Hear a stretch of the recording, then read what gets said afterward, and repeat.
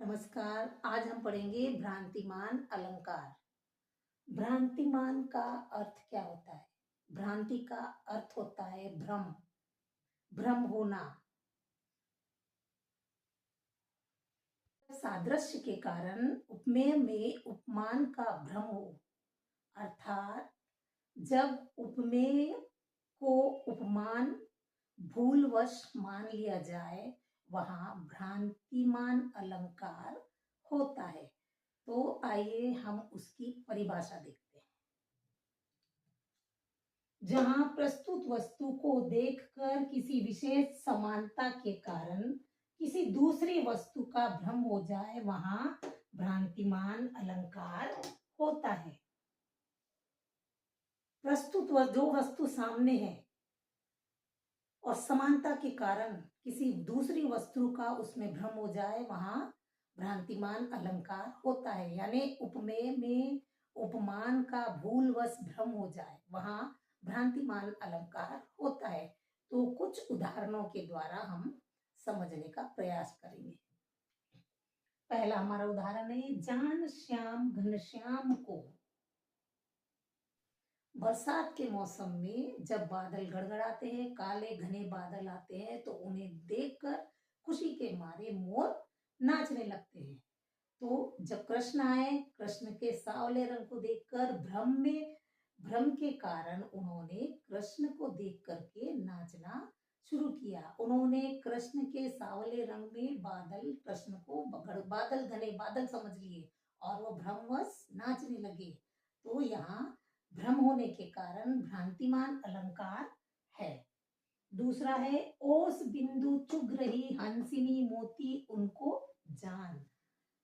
हंसिनी क्या चुगती है? मोती चुगती है, लेकिन ओस की बूंदों को वह भ्रम के कारण, भ्रमवश मोती समझकर, ओस की बूंदों को मोती समझकर वह चुग रही है। तो यहाँ भ्रम हो गया है उपमेय में उपमान का, इसलिए यहाँ भ्रांतिमान अलंकार होगा।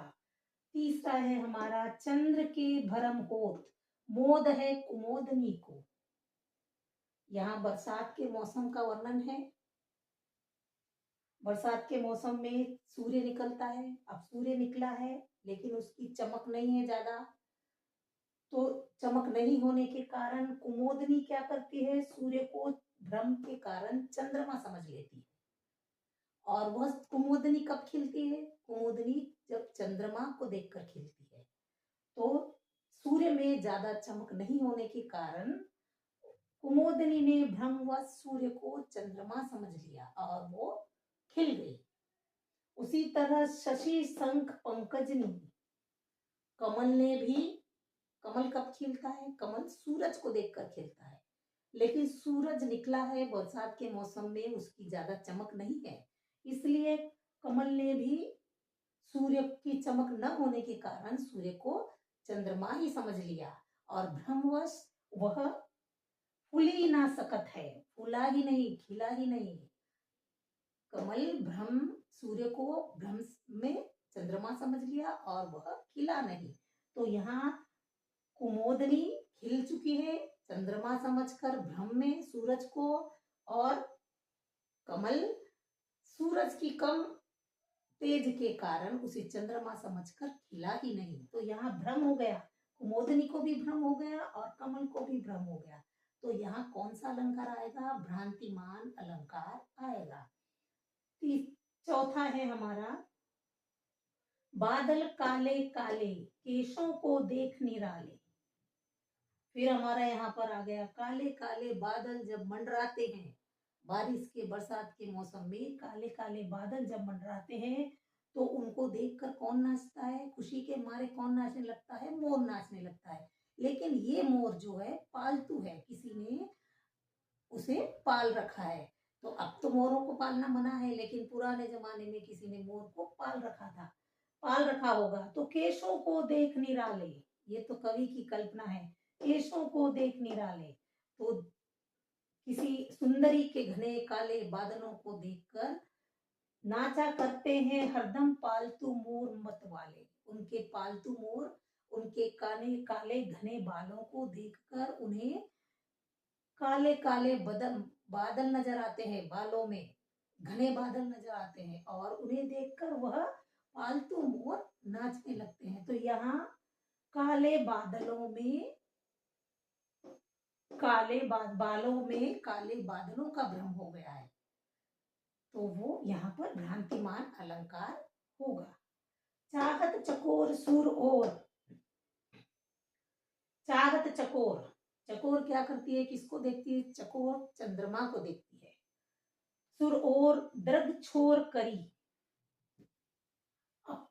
सूरज निकल आया, यहाँ भी बरसात के मौसम का वर्णन किया हुआ है। बरसात के मौसम में सूरज निकला है लेकिन उसकी तेज कम है, तेज ज्यादा नहीं होने के कारण चकोर को लगा कि चंद्रमा निकला है, सूरज निकला है, लेकिन चकोर को भ्रमवश लगा कि यह चंद्रमा है।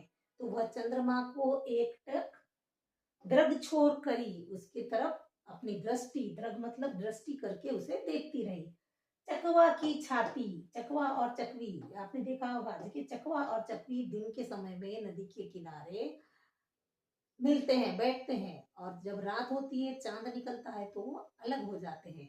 तो चकवा की छाती तजी धीर धसकती है। अभी चकवा सोचता है, चकवा भी सूर्य की तेज को, बारिश के मौसम में सूरज निकला है लेकिन उसकी चमक तेज है, तो चकवा को भी लगा कि चंद्रमा ही है।